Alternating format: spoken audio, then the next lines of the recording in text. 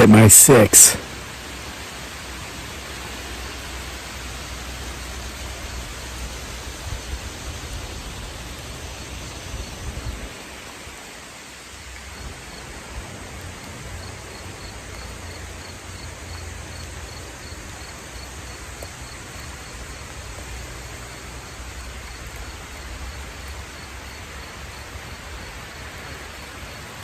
So if it looks like it's just before sunset right now, it's not.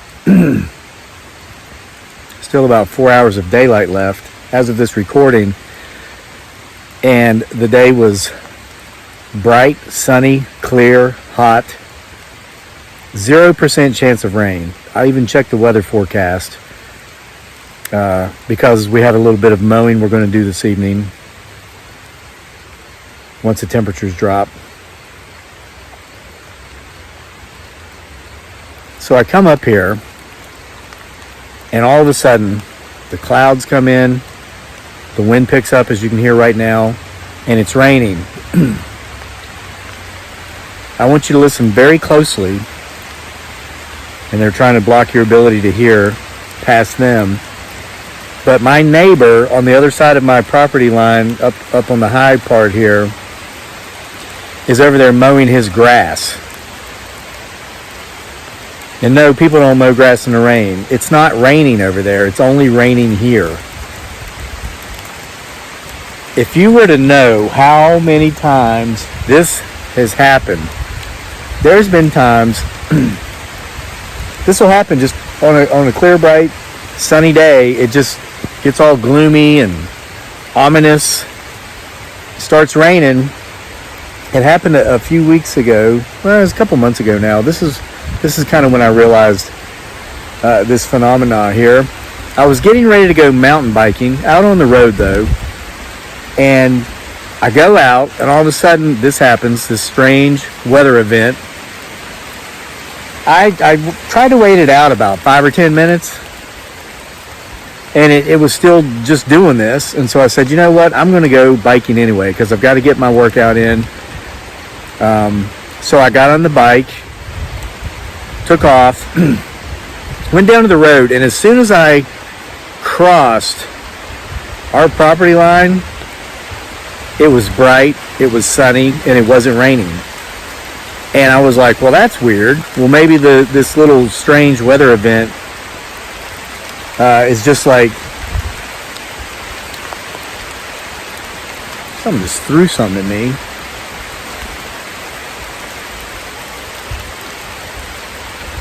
It's like maybe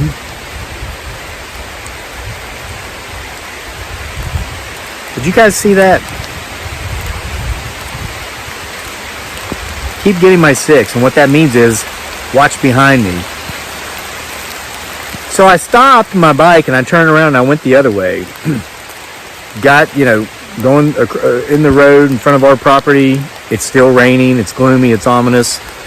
Get past our property to the next one, and it was sunny. I don't know how to explain it.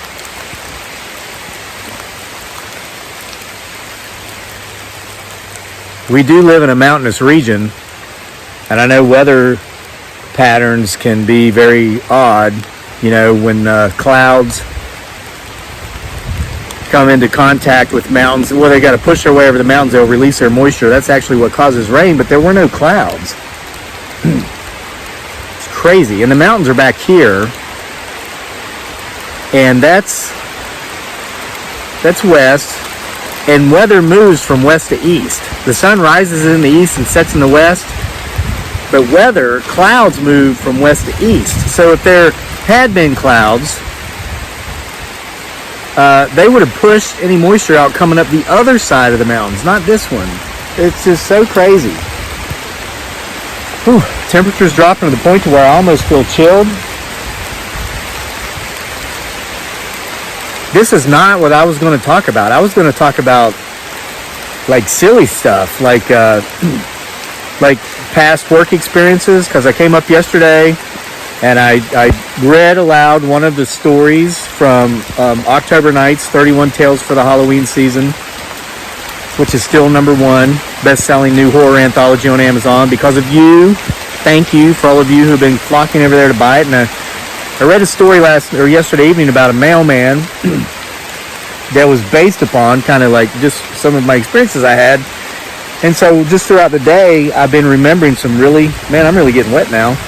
So remembering some really strange, weird experiences I had as a mailman. I was going to come up here and talk about that stuff.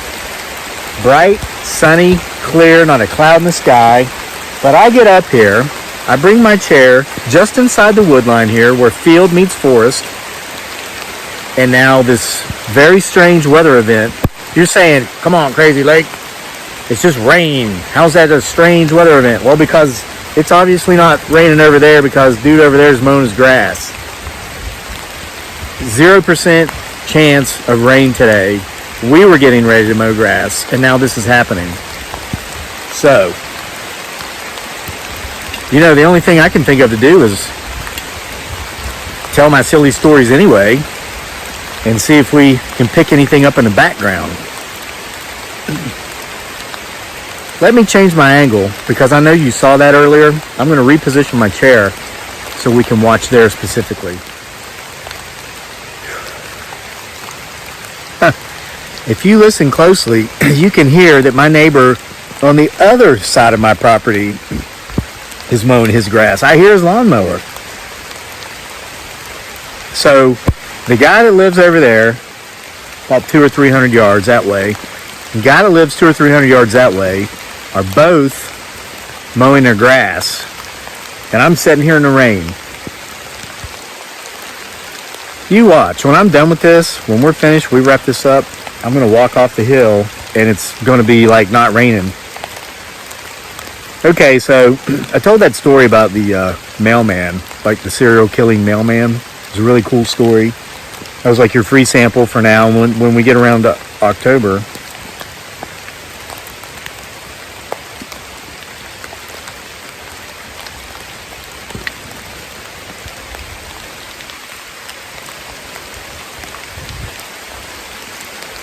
I'm going to tell more of those. But I thought, there were some like not so pleasant things that happened as a mailman too. Most of the folks in our community of Charlottesville were just wonderful. You got to know, some of the same people. You'd always see them, and they'd always give you water. Sometimes they give you food. Just very pleasant, but not all. And I thought, you need to kind of give a fair representation of what that job's really like because it's really hard. It's the hardest civilian job I've ever had. And the men and the women who are out there bringing you your mail, their system is outdated and really obsolete because of technology and everything.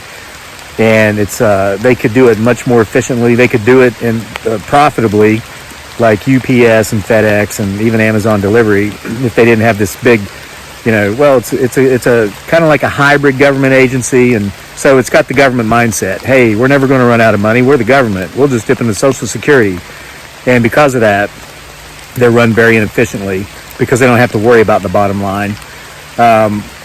But the men and the women who are working there are working very, very, very hard, and they're wonderful people. They deserve better, really.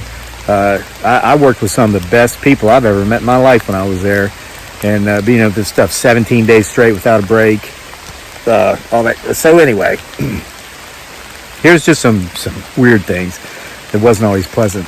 So I remember one time, because I had a different route like every day. I was a city carrier's assistant, so you just never knew what route you're going to get. And if you ever ended up getting the same route twice, which after you're there a couple months, you start getting some repeat routes, you were happy. It made your day because you're like, okay, at least I've been through here before.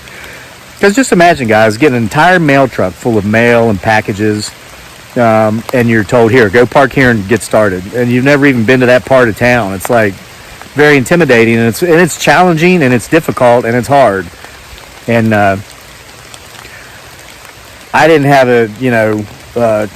my routes were always walking routes. It's not like just drive down the road, stick the mail in the box. I would walk up to 12 miles a day, worked up to 12 hours a day doing it, and of course was trying to build this YouTube channel at the same time because I didn't want to do that long term.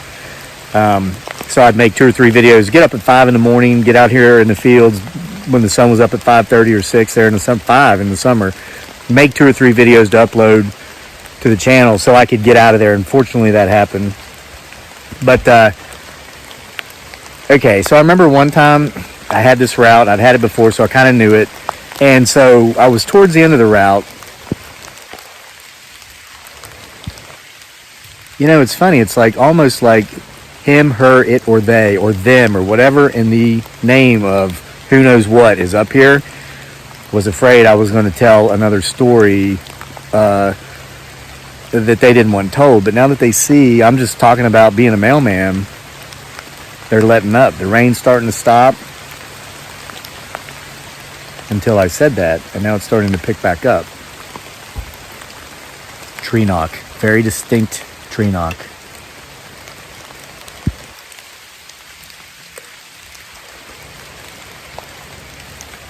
Let's go mobile.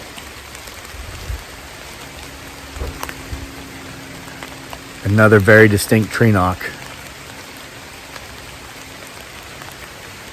I wonder how excellent their hearing is. I mean, to be able to hear me talking and reacting to what I'm doing from such a distance. That tree knock was probably 150 yards away.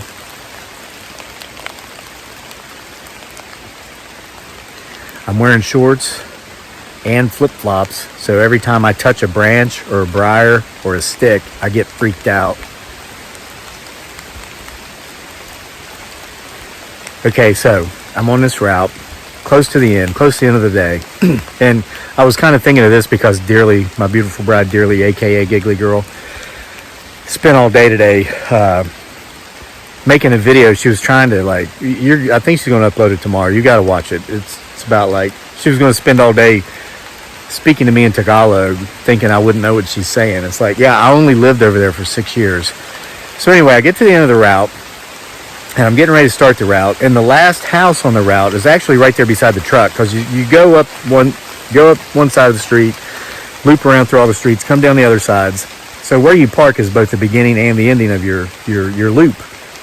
Well, this car pulls up, woman gets out, and she was a Filipina, beautiful Filipino woman, probably 30 years old. And I saw her, and I just say, "Hey, kamusta?" And it's like all of a sudden it hit her that I was the mailman. And it's like, I saw her do one of these. Like, she saw my vest, my U.S. Postal Service vest, and my hat, my mail bag. And she's like, and she runs in the house and slams the door. And I'm like, well, what's that all about? So anyway, I noticed that she had some what looked like outgoing mail in her mailbox. And I thought, well, maybe she had to go to the restroom. Maybe she was out shopping or running errands, but I'm sure that maybe she'll say hi again when I come by to get her outgoing mail, whether she has any mail or not. So that was about a 20-minute loop. So I do it. I come to the end. I get to to her house there, and I grab the outgoing mail, and what it was mail. Because listen, the Charlottesville post office is so understaffed. Different people are doing different routes every day. They just don't have enough people. So I guess there had been several times when the wrong mail went to the wrong box, and in this case it was her box. So she'd rubber banded it all together and put a little note on there, like a post-it sticky tab type thing, and said, "How hard is your job? You look at the numbers and make sure to match it up to the house. Can you even read?" Well, this mail was for the next house up. This is just for the next house up. And I was like, So I just took it to the next house up and put it in there. But I guess, I don't know. I guess, it's like the vertically challenged individuals who live under bridges, on the internet. They're just Billy Bad AWQ, behind a computer. But she actually saw, in the flesh, the mail carrier that she was, who knows how long she'd been doing that stuff. So, I don't know.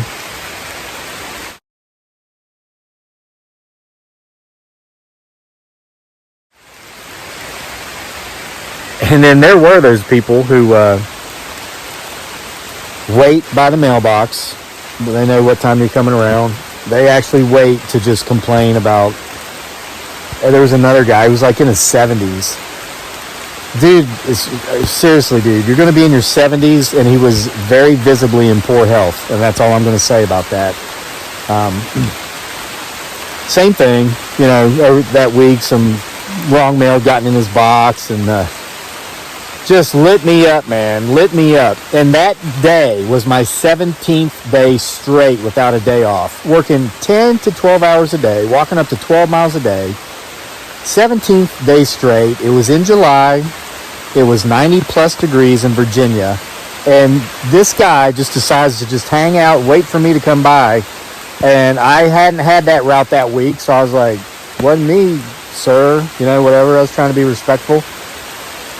He says, well, I'm going to call the post back. I said, okay, here, I'll give you your number. Well, that made him very angry. It's like, I was like, dude, I don't care, and she doesn't care. No one cares, and that's the truth. No one at the post office cares about your mail. They at the time, they cared about the Amazon packages. But I think Amazon canceled that contract with them because they were doing such a pathetic job of actually delivering them. And it's just an inefficient system. It's like government mindset, so it's inefficient. A lot of nepotism, hire your buddies, you know, put your buddies in management positions. And this video is not about bashing the Postal Service. They're good people and they work hard.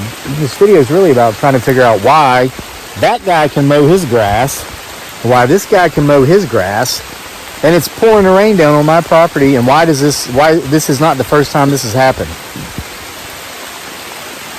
So anyway, I said, here's the number. She's not going to care. You won't even speak to her, because what they would do if you called there, they'd say, oh yes, hold please, and they put you on hold, and you're on hold indefinitely. She just wouldn't take your call. She usually wasn't even there. She was usually out trying to find a different duty station, because it was such a nightmare in Charlottesville. Let's see, that guy, that girl. I don't usually talk about the negative. I'm just trying to make sure that I didn't paint such a pretty picture. The majority of the people didn't care. Of those that you interacted with, the majority of them were very pleasant and very helpful and courteous and gracious, give you water when you need it, but there were those stinkers out there. There were some stinkers. I was very happy when this channel actually got to the point to where I could walk away from that and not have to do that anymore. And I'll tell you what, I look at the mail carriers differently. I look at all of them. UPS, FedEx. A couple of weeks ago, I was walking down because the UPS guy came and he dropped off a box at the gate. And he was getting in his truck while I was getting to the gate, and I said, hey. And he turned around, and you could see he looked scared because he probably puts up with those stinkers too. And I said to him, I delivered mail for 6 months, so I have somewhat of an understanding of what it is that you go through, and I just wanted to let you know that I appreciate you. And he just smiled, and he seemed relieved that I wasn't going to complain, and he seemed shocked to hear what I said. So I guess if anything that I want you to take away from this video is not about, the jerks or the vertically challenged individual who lives under bridges who write mean messages on Post-it notes to the mail carriers. Take this away. When you see those guys and you see those girls, and even though the system's a mess and it totally needs to go private, like UPS and FedEx, they get it done better. It's a little pricier, but you get what you pay for. Just thank them. Tell them that you appreciate them, especially now with this COVID-19 nonsense going on, and they're still out there putting themselves out there. Just say thanks. It's really, really easy. It's not hard, and it goes a long way. I mean, when you should have seen that UPS guy's face just light up when I told him I appreciated him. That made my day, So anyway, I have reason to believe it's not going to stop raining until I leave this forest. So if it rains much more, I'm not going to be able to get that grass mowed this evening. So I'm going to go down there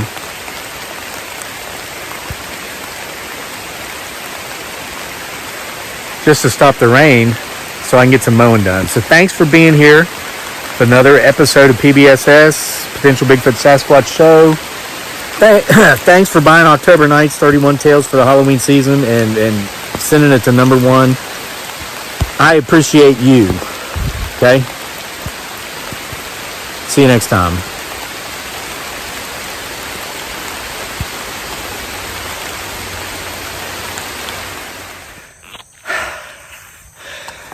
Guys, this makes no sense.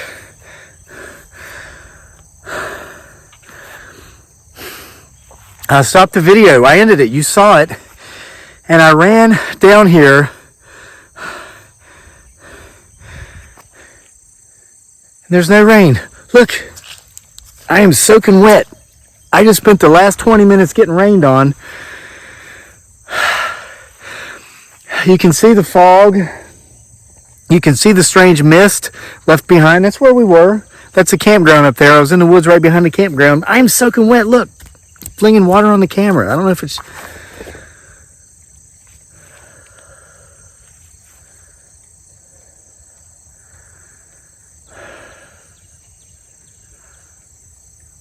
There's something they don't want told. When I find out what it is, I'm going to tell it.